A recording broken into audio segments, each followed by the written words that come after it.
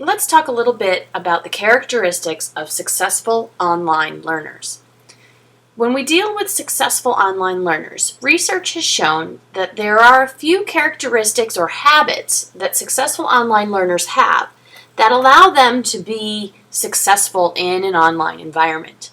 So since we're going to have this blended class, let's talk about 4 of these characteristics of successful online learners that I'm hoping each of you can develop and work with so that you too can be successful in what we're doing here online. So the first one is active learners. You read about and did some activities about active learning, so we'll talk a little bit about that one. The second one is technology literate. Obviously, if it's online, we're going to have to use technology, computers, and different software, so it's important that a successful online learner is technology literate. Time management is number 3, and that's important for everyone. And then the 4th one is something called self-regulation. This is something that is important to have, especially as you mature and become an adult, and it's important in really all learning, not just online learning. So let's start with active learner.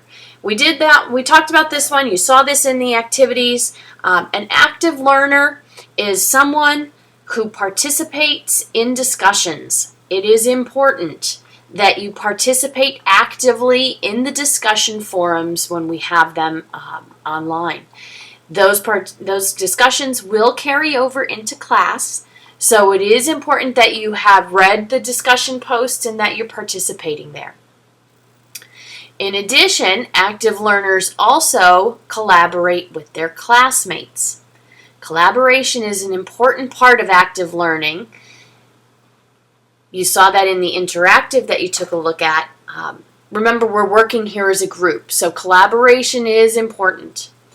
And then the third part of the active learner segment is applying what you've learned.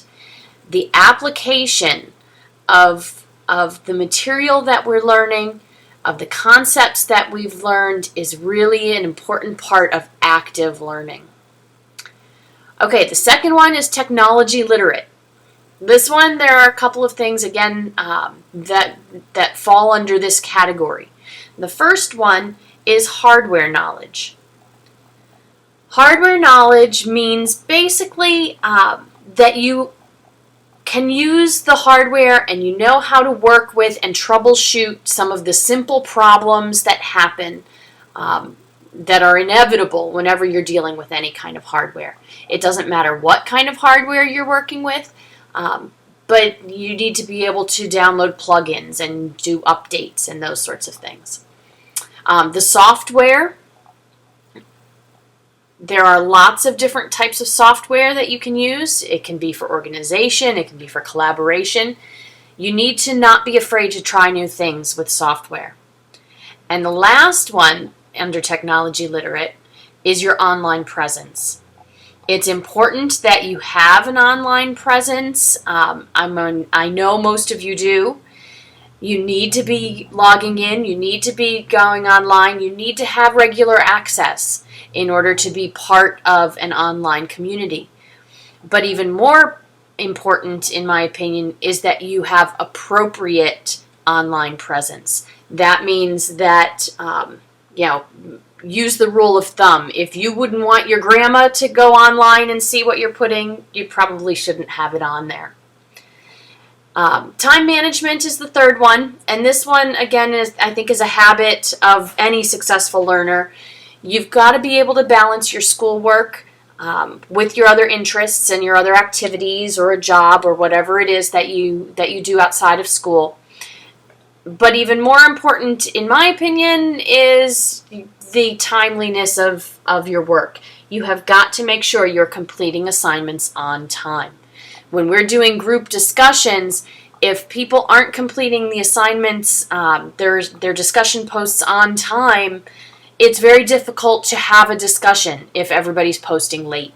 So this one is really key. And then self-regulating.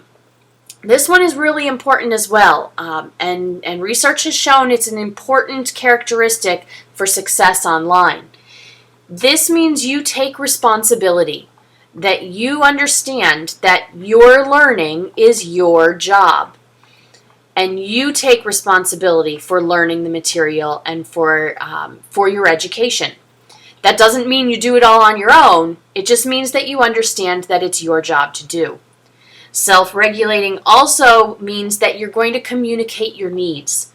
If you don't understand directions, if something's not working right, if you need help, you need to speak up. And that's a really important part of self-regulating as well.